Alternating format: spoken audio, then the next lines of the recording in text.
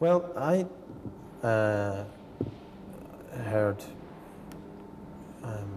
very early on that Vittorio was supposedly going to be involved, and I actually thought it was just like some kind of ploy to get to get people involved. And yeah, Vittorio Storaro is going to photograph it. Yeah, what?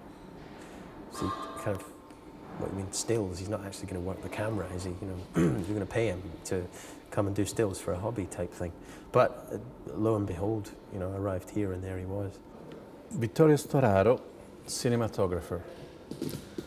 And I say cinematographer, not director of photography, because to me the meaning of the word is very important. Cinematographer, in my opinion, means writing with light in movement.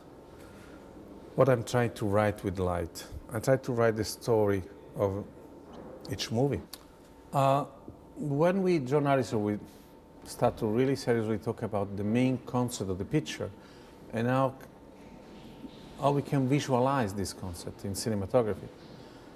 Occurred to me that mainly Dune is a story of a journey.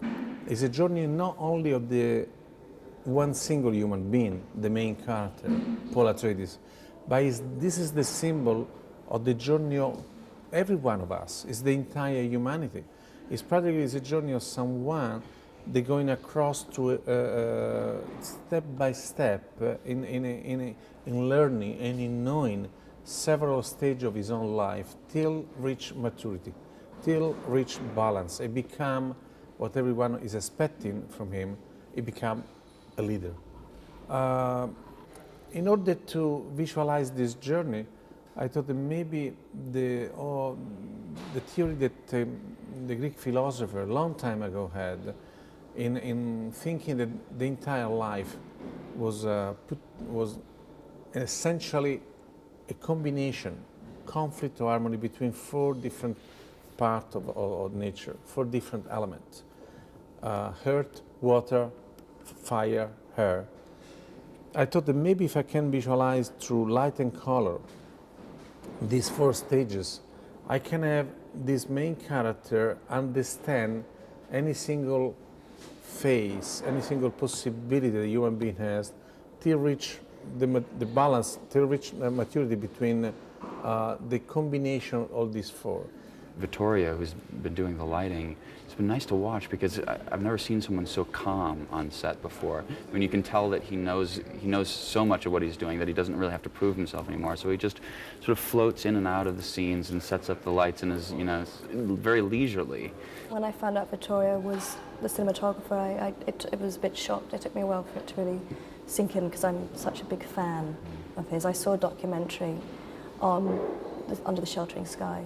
So I'd admired his work, but when I actually watched how he approached it and the amount of energy and effort and thought he put into it, my respect for him just sort of shot up even more. He was a huge factor for me in accepting such a huge job, such a large undertaking. The fact that Storaro was shooting this was an enormous pull for me to be involved in this project on something that I'd never done before. I was very curious to see how someone like him worked. You're actually experiencing light changes during the take.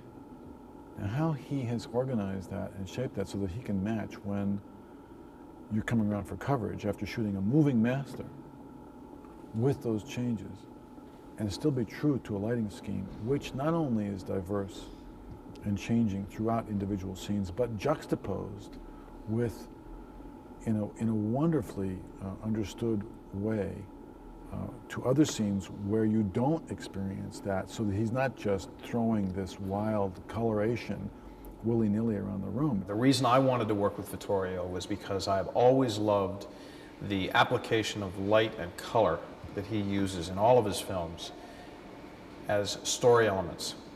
It's not just about creating a nice composition, although he's a master of that. And it's not always about how you just move the camera in order to be at the right place at the right time for the story element. It's how you encourage the emotion of the scene by the way you light it and the way you color it. And Vittorio has made it his career to understand the psychology of color and light. And there's no better project for that than Dune.